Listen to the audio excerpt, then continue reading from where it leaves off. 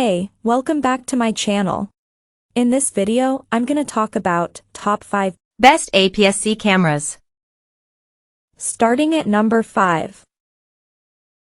Fujifilm X-S20. Taking all that made the X-S10 one of our favorite mirrorless hybrids, the Fujifilm X-S20 adds beginner-friendly features while still satisfying advanced users. By inheriting the 26.1 MP X-Trans CMOS 4 sensor from the X-S10 and X-T4, the X-S20 benefits from a proven imaging system, while Fuji's latest X Processor 5 works efficiently with the bigger battery to extend longevity. The X-S20 enhances things further by offering 6K/30p 4:2:2 10-bit internal video recording, which is more than most casual content creators will need. Adopting the balanced body of the X-S10, it handles comfortably. Our first impressions found that simplified dials make it easier for learners to operate. A new vlog mode, plus automatic scene detection and better subject tracking, also ease the way for beginners. We do think many novices will be wary of its increased price tag, with the X-S10 still available for less. We also wish that Fuji had weather-sealed the X-S20. All the same, with a generous feature set, including in-body image stabilization that worked well for handheld shooting in our review, the result is a very capable all-rounder for both stills and video. Coming at number 4. Hasselblad X2D 100C. While it's very much a camera for photography purists, the Hasselblad X2D 100C is also the most versatile and accessible Hasselblad to date. It squeezes a medium-format sensor into a stunning body that we found surprisingly compact and comfortable to handle.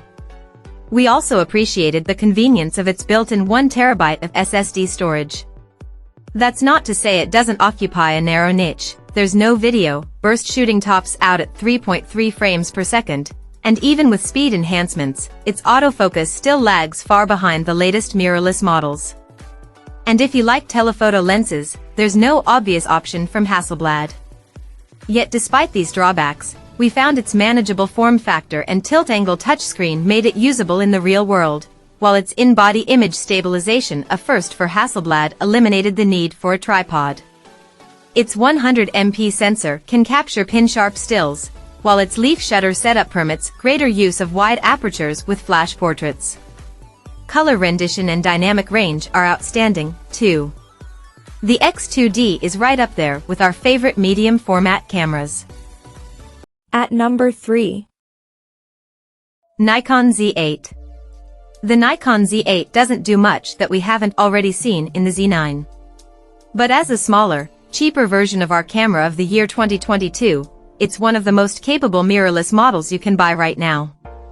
In testing, we found it every bit the capable hybrid camera, producing pin-sharp stills courtesy of its 45.7 MP full-frame sensor, with fantastic 8K video to match.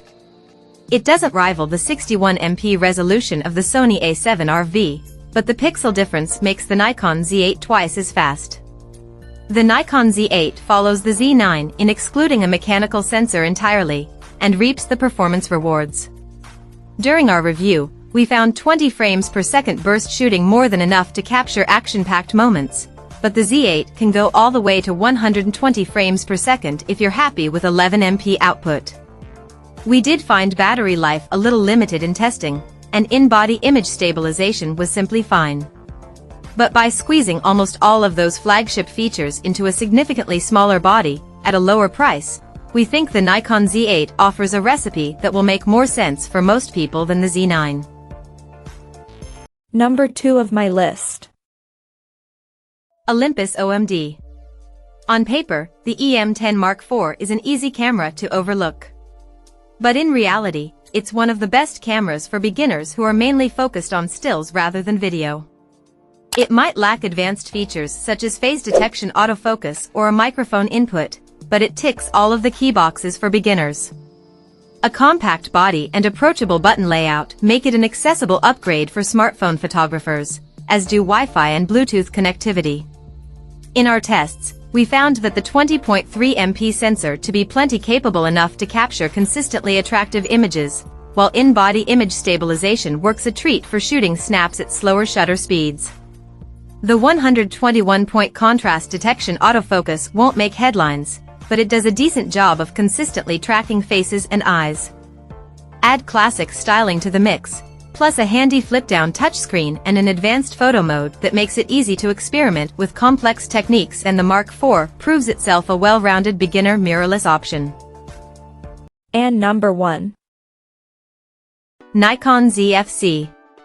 The Nikon Z8 is a gloriously retro take on the Nikon Z50, the camera giant's other crop sensor mirrorless camera.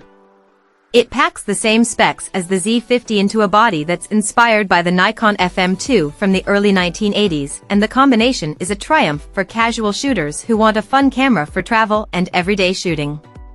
It might lack a weatherproof build and the large grip seen on the Nikon Z50, but we found the Z8 to be a delight to shoot with. Its competitive specs, which include a 20.9 MP sensor, the ability to shoot 4K/30p video, and continuous AF tracking for people and animals, are also borne out in reality.